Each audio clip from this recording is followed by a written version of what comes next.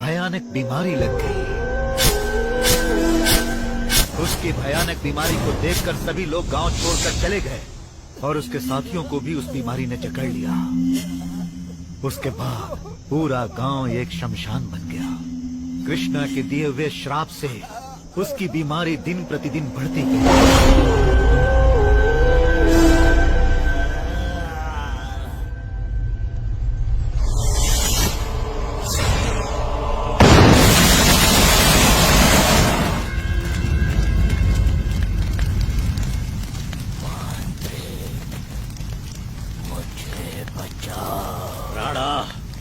मेरा अस्त्र कहाँ है? पहले मुझे बचाओ। पहले ये बता मेरा अस्त्र कहाँ है? किसी तरह मुझे हो चाहिए, तुम मुझे बचाओ वरना उस अस्त्र को भूल जाओ। मेरी मृत्यु हो गई तो वो अस्त्र भी मेरे साथ चला जाएगा।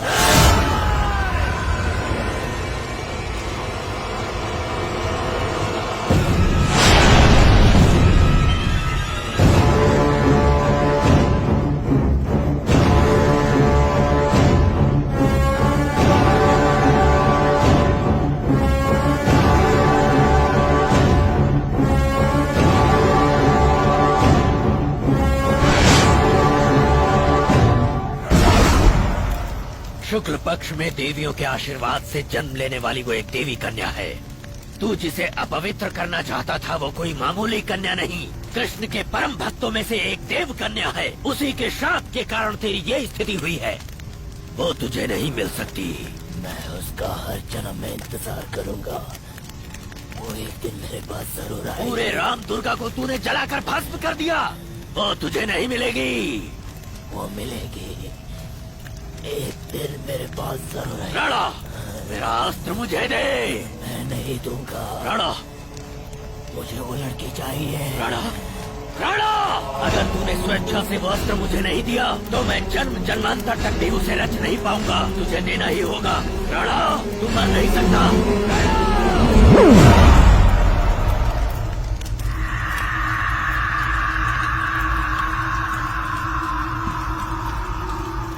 कामातुराणम न भयम न लज्जा। तो किसी भी सूरत में उस तक नहीं पहुंच सकता। अकस्मात अगर वो पुनर्जन्म लेगी तो मैं उसे अपने वश में कर लूंगा। तब तक तेरा शरीर इसी तरह सुलगता रहेगा। मेरा अस्त्र जब तक नहीं मिल जाता तब तक ये शरीर और आत्मा मेरे वश में रहेंगे। रग रग रग रग रग रग रग रग। उस मांत्रिक ने आज भी उस आत्मा को अपने कब्जे में रखा है। उस आत्मा को कृष्णा चाहिए और उस मांत्रिक को वो अस्त्र चाहिए। अब तक उसने गांव वालों का जीना हराम कर रखा था। उस दुष्ट से हम सबको बचाने के लिए किसी न किसी रूप में बजरंगी एक दिन फिर वापस आएगा, इसी विश्वास से हम लोग जी रहे थे। और देखो तुम आ गए। आप बुरा न माने तो मैं एक बात कहना चाहती हूँ। ये जहाँ भी जाते हैं सब उल्टा हो जाता है। इनकी वजह से बहुत परेशानी होती है। बिल्कुल नहीं, सब ये समझते हैं कि इसकी वजह से परेशानी उठानी पड़ती है, लेकिन इसी की वजह से उस परेशानी की आड़ में कितने लोगों की जान बची है। इसकी वजह से कभी किसी का बुरा नहीं हो सकता। ये यहाँ आया है लोगों की भलाई के लिए। इसके नाम में ही जान है, क्योंकि ये बजरंगी वंश का है बेटी। जिस प्रकार कृष्णा के रथ पर उस अंजनी पुत्र का ध्वज लहराया था, वैसे ही इन सब के विश्वास का ये बजरंगी ही विजय ध्वज है।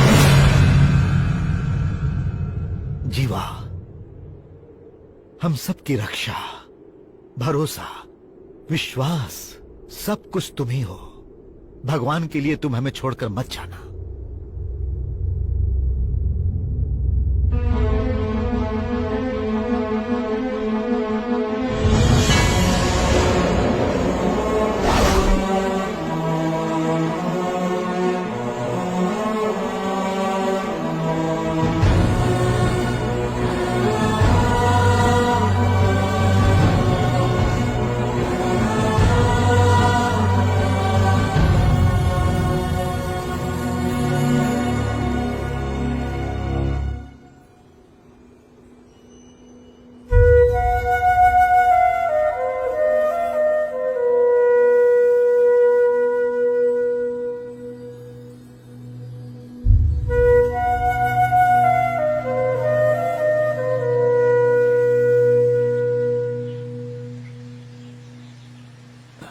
जीवा, गांव वालों को लगता है तू ही उन्हें बचा सकता है।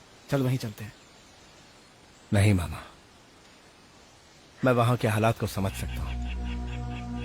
अगर मैं यहां रहा तो मदद करने के बजाय उनके लिए मुसीबत बन जाऊंगा। ऐसा कुछ नहीं होगा भांजे।